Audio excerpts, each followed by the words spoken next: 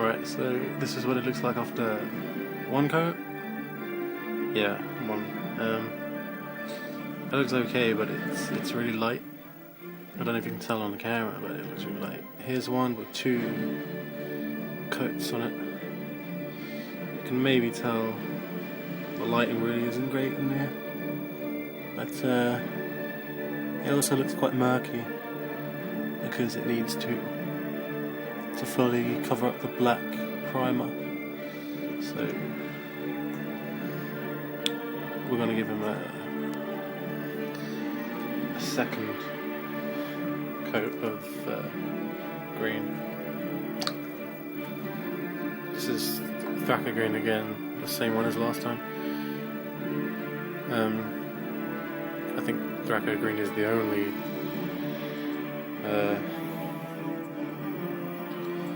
green ink, so I can't really recommend any others.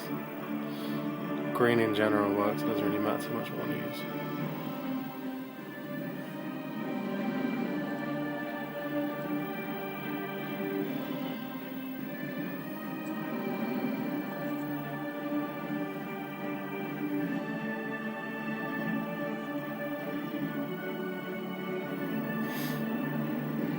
If you can't see very well, you're not missing much. There's the technique's what's important.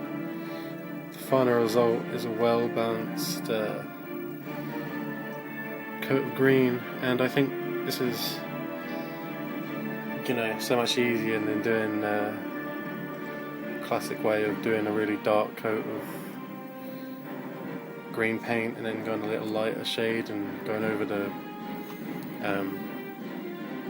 heightened areas where the light hits, and just doing that takes too long, especially when you've got like 30 of these guys to do. And I've tried coating them just one shade green and I really wasn't happy with it. It just doesn't look nice, to be honest. So I want shade, but I want it easy, so I figured I'd give this technique a go. And it works well. If you don't like the look of the individual models, then you either shade them the long way and spend 1 or 2 hours per model making sure you do it right, or you shade them all one coat green. And even if you don't like it this way, try it and then put them all in a unit once a group of them is done, and see what you think of them when they're all together, because that's how you'll see them when you're playing, not individually.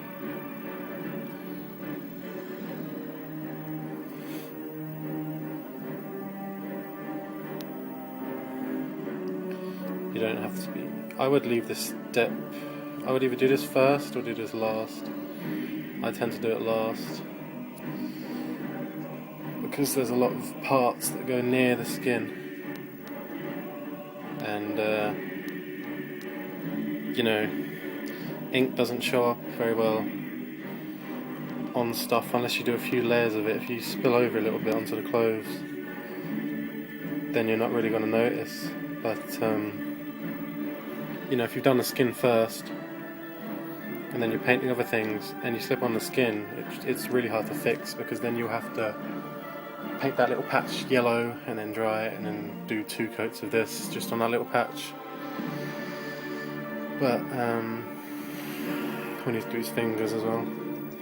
For his fingers, I'm going to use a fine detail brush, which is the same as a standard, just smaller. So you fill that up as well, and then you just attack his fingers.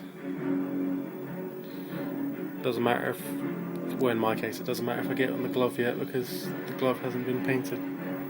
I leave everything that's on the skin black until after I'm done.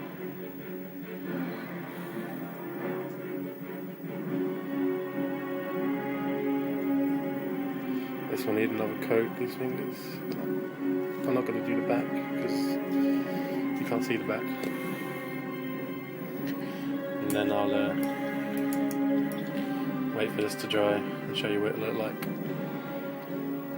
Then I'll take a picture because the lighting isn't great in here and I don't know if you can see it. I won't know as I'm uploading it. So yeah. Alright, this is the finished model. After the second coat, I went ahead and painted the teeth, his earrings, the glove and the little armband. The face on this is a little darker than I would usually do because he has a very battle-hardened face. He's got a lot of scratches and stuff, and I thought that it would look good if he had a slightly more leathery, scarred skin, like it looks like it's healed over lots of times.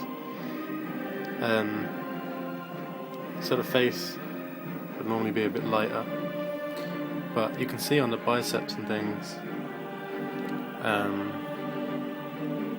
where the light hits it, it looks brighter, not just because of the light but also because the ink has made those areas lighter, because it doesn't pool up as much.